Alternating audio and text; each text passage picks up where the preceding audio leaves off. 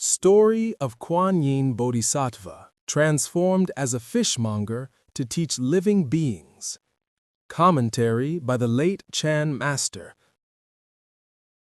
Hsuan. When deviant teachers explain their methods, their sole topic is sexual desire. The things they say are unprincipled.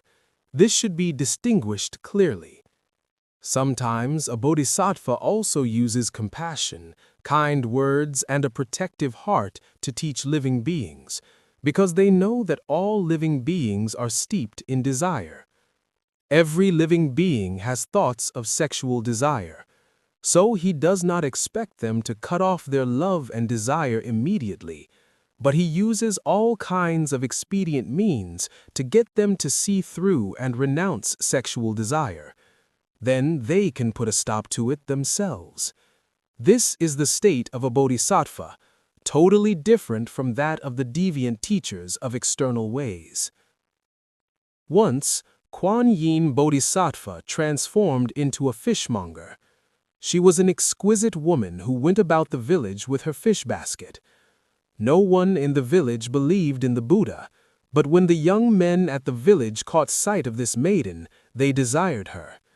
The village wasn't large, but there were at least 100 young men there, and every one of them wanted to marry her. Kuanyin, with her fish basket, said, "There are so many of you, I can't marry 100 men, but I've thought of a method to choose a husband. I will marry whichever one of the 100 of you is the first to be able to learn, recite by heart the universal door chapter of the Lotus Sutra. Go back home, and I'll give you 3 days." By the end of the 3 days, there were 40 or 50 who could recite from memory. The fishmonger said, "But there are still too many of you. Even though you have met the requirement, I can't have 50 husbands. This time go back and within 5 days memorize the Vajra Sutra. I'll marry whoever does that." So the 50 who had made it to the first level went back and began to practice the Vajra Sutra. At the end of the 5 days, there were some 20 men who could recite it by heart. The fishmonger said, "There are still too many of you. It's impossible for me to marry you all. I have one more task.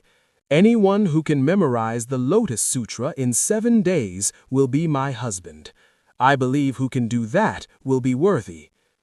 The 20 men began to recite the Lotus Sutra, and at the end of 7 days, there was one man who could recite it from memory. His name was Ma, and he came from a wealthy family.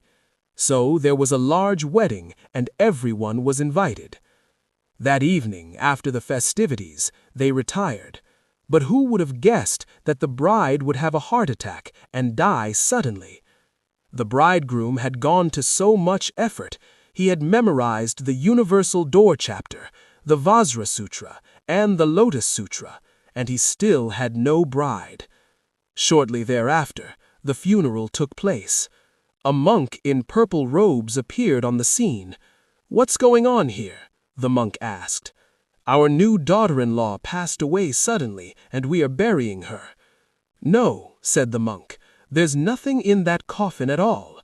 Who are you mourning for? Open it and take a look." Indeed, the coffin was empty. They were all amazed. "Where has she gone? Go after her. Bring her back." The monk told them, "That was Kuanyin Bodhisattva. You people in this village didn't believe the Buddha, so she manifested the appearance of a beautiful woman in order to get you young men, who are so fond of forms, to study the Buddha Dharma. Then she left." When the bridegroom heard this, he renounced all worldly things and left the home life. After that, he was certified to the fruition of a sage. That really happened in China. Kuanyin as a fishmonger.